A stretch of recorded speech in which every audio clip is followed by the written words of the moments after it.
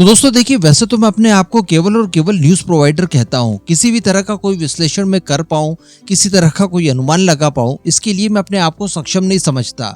लेकिन इसके बावजूद मैं आपको 2019 से कुछ चीजें अमेरिका के परिप्रेक्ष्य में लगातार कहते आया हूँ और आज देखिए वो सारी चीजें कहीं ना कहीं साबित होते जा रही है। एक बार मैंने कॉन्सेप्ट ये उठाया था कि अगर अमेरिका ये कहता है कि नॉर्थ कोरिया का जो शासक है वो तानाशाह है, पुतिन तानाशाह है, जिनपिंग तानाशाह है, तो भला इनको सऊदी अरेबिया और यूएई में बैठे शासक तानाशाह नजर क्यों नहीं आते?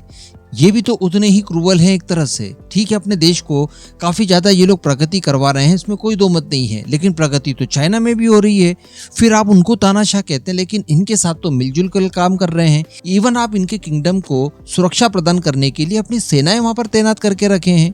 तो कहने का मतलब यहाँ पर आपकी दोहरी राजनीति चलती है। इसके अलावा अगला मुद्दा देख लीजिए, ये लोग चाइना के ऊपर आरोप लगाते हैं और आरोप बिल्कुल वास्तविक है कि चाइना की कोई भी कंपनी हो वो सरकार की पूरी तरह से कंट्रोल में होती है। यानी कोई भी प्राइवेट कंपनी चाइना की जो दुनिया में कहीं भी काम करने गई हो, कहीं से भी ऑपरेट कर रही हो, उसे चाइना की कम्युनिस्ट पार्टी की गवर्नमेंट की सारी बातें माननी होगी। अब यहाँ पर दरअसल पंगा ये है कि मान लीजिए कोई चाइनीज मोबाइल कंपनी है जो कि भारत में ऑपरेट कर रही है। अब उस कंपनी के पास मेरे, आपके और हम सभी से संबंधित कई सारे दस्तावेज और डाटा वगैरह मौजूद होगा।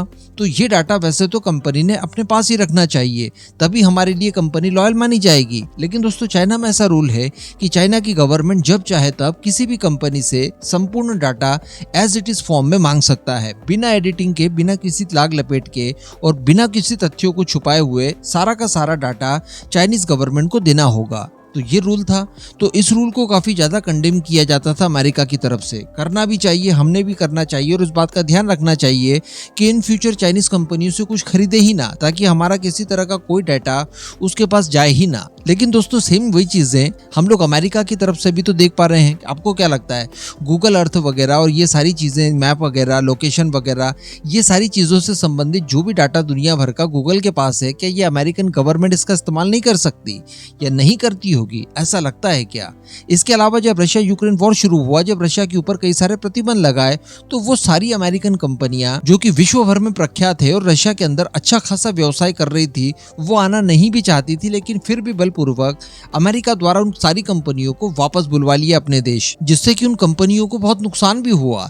तो कहने का मतलब सेम रवैया जैसा चाइना का था अपनी कंपनियों को लेकर, वैसा ही अमेरिका का भी तो है। इसके अलावा आप थोड़ा सा कल्पना करके देखिए कि भारत द्वारा अगर किसी तरह की कोई दंडात्मक कार्रवाई बीबीसी के ऊपर की जाती है या फिर अल जजीरा के ऊपर की जाती है, या जिस तरह की कार्रवाइयां अल जजीरा के ऊपर इजराइल ने किसी समय की थी, तो आपको शायद ध्यान होगा कि अमेरिका का पूरा सिस्टम, वहां के मैक्सिमम लोग इस बात को लेकर भिड़ गए थे इनके ऊपर। भारत के ऊपर भी कई सारे आरोप लगाए थे कि देखिए बीबीसी को आप दंडित कर रहे हैं, जबकि उसको दंडित करने के पीछे का कारण ये था कि उसने अपना टैक्स नहीं भरा था। बाद में बीबीसी ने इस बात को स्वीकारा भी और टैक्स भी भरा। कहने का मतलब ऐसी कोई भी मीडिया संस्था जो कि लेफ्ट विचारधारा से संबंध रखती है, उसके ऊपर अगर किसी तरह की कोई कार्रवाई हो जाए तो अमेरिका द्वारा और उसके सहयोगी देशों द्वारा लिटरली यहाँ तक की बात कह दी जाएगी कि डेमोक्रेसी खतरे में है और साथ ही फ्री स्पीच को दबाया जा रहा है। लेकिन इसी तरह का कारनामा, जिसे कि फासिज्म कहते हैं, ये अगर अमेरिका करे तो, और एक्चुअली ऐसा ही हुआ भी है। हम सभी जानते हैं कि रशिया यूक्रेन वॉर के बाद में जितने भी प्रतिबंध लगाए गए हैं रशिया के ऊपर और रशिया की जितनी कंपनियों को बैन वगैरह किया गया है, इसके साथ साथ अमेरिका ने किया ये भी है कि रशिया के न्यूज आउटलेट्स को भी बैन कर दिया है अपने देश में, और अमेरिका को फॉलो करने वाले उसके सहयोगियों ने भी ऐसा ही किया है, जिससे कि दुनिया भर के अंदर एक प्रोपोगेंडा इनका एक तरफा चलते रहे और उसको अगर काउंटर करने की कोशिश रशियन मीडिया करे तो वो ज्यादातर लोगों के पास पहुंच ही ना पाए, क्योंकि आपने पहले उसके ऊपर बैन लगा दिया है। यानी कहने का मतलब रशिया से जो खबरें निकलती या फिर जो व्यू पॉइंट रशिया का है, जो वो लोगों के सामने रखना चाहता है, दुनिया के सामने रखना चाहता है, वो अमेरिकन लोगों के सामने पहुंच ही नहीं पाती है, क्योंकि अमेरिका में वो बैन है। इवन गूगल, फेसबुक वगैरह से भी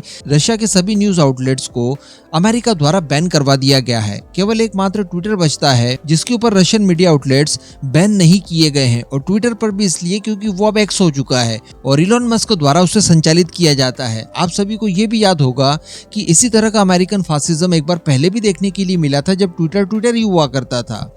उस समय डोनाल्ड ट्रंप से लेकर भारत के अंदर भी कई सारी एंटिटीज वगैरह के और कई सारे इंडिविजुअल्स के ट्विटर अकाउंट सस्पेंड कर दिए गए थे।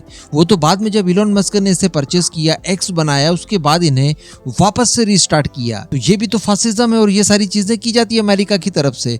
तो अमेरिका अब अपने इसी फासिज्म में भारत को भी सम्मिलित करना चाहता है और भारत की भी डेमोक्रेटिक गवर्नमेंट को ये कहता है कि आप भी फासिस्ट बन जाइए। जी हाँ, रशिया का एक मीडिया आउटलेट है आरटी, रशियन टाइम्स। ये काफी ज्यादा विख्यात है, रशिया का सरकारी न्यूज आउटलेट से, और इसके बारे में डेफिनेटली आप काफी कुछ चीजें जानते होंगे। तो इसके ऊपर भारत बैन लगा दे, इस बात की रिक्वेस्ट की है अमेरिका के स्टेट डिपार्टमेंट की तरफ से, और खुद उनके विदेश मंत्री यानी एंटनी ब्लिंकन द्वारा भारत से इसको लेकर आग्रह किया गया है कि आप आरटी को अपने देश में बैन कर दीजिए। हालांकि भारत ने सिरे से इनकार कर दिया है, जिससे कि आप एक तमाचा भी कह सकते हैं अमेरिका के मुंह पर। लेकिन अमेरिका का दुस्साहस आप देखिए, यहाँ पर वो भारत जैसे एक लोकतांत्रिक देश को दबाव में डालकर ये कह रहा है कि आप रशिया का मीडिया आउटलेट बैन कर दीजिए अपने देश में। और कारण क्या बताया पता है? कि इस मीडिया आउटलेट्स की इस खबरों की वजह से अमेरिका के अंदर डेमोक्रेसी खतरे में है। क्या ही लॉजिक लगाते हैं ये लोग, किसी के ऊपर भी बैन लगाना हो, सैंक्शंस लगाने हो, तो ये लोग इसी तरह के कुछ बहाने जो कि ऑब्वियस से हैं, ये लोग मड़ के इनको बैन वगैरह कर देते हैं, प्रतिबंधित कर देते हैं चीजों को। तो वहीं पर भारत द्वारा बीबीसी के ऊपर अगर किसी तरह की कार्रवाई की जाती है, उसके प्रोपोगंडा को ध्वस्त करने की कोशिशें की जाती है,